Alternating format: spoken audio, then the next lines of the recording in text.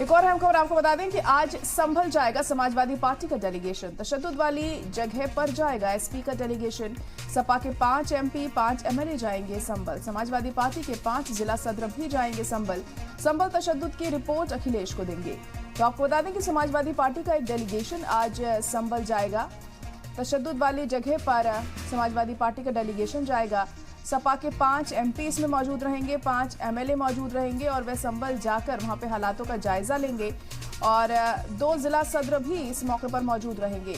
संभल तशद्दुद की रिपोर्ट वो अखिलेश यादव को देंगे, क्योंकि अखिलेश यादव इस मुद्दे पर लगातार सरकार को घेर रहे हैं। बीजेपी पर इल्जाम लगा रहे हैं कि बीजेपी की सोची समझी साजिश के तहत ये पूरा मामला यहाँ पर सामने आया है और इसमें हालात अभी भी कशीदा बने हुए हैं और जानबूझकर इस तरह की हालतों को क्रिएट करने की कोशिश की गई है। इसी के चलते अखिलेश यादव यहाँ पुलिस पर भी सवाल उठाते हुए हमें दिखाई दिए थे। जिस तरीके से पुलिस का रवैया देखने को मिला इस पूरे मामले में और फायरिंग यहाँ पर की गई है, 5 लोगों की इसमें जान चली गई है। हालांकि जिन तमाम लोगों को इसमें गिरफ्तार किया गया है उनके घर वालों का भी यही कहना है कि उनके घर वाले बेकसूर थे जिनकी गिरफ्तारी हुई है।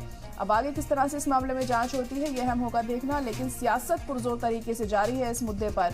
अपोजिशन पार्टियां बीजेपी को पूरी तरह से घेरती हुई यहां पर दिखाई दे रही हैं और आज एक समाजवादी पार्टी का डेलीगेशन भी संभल जाएगा और उसके बाद वो डेलीगेशन क्या रिपोर्ट तैयार करता है और किस तरह की चीज़ों का जायजा लेता है, ये भी बहुत अहम होगा यहाँ पर देखना, क्योंकि अखिलेश यादव समाजवादी पार्टी पूरी तरह से इस मुद्दे को भुनाने में कोई कसर नहीं छोड़ रहे हैं और बीजेपी पर पूरी तरह से हमलावर हैं।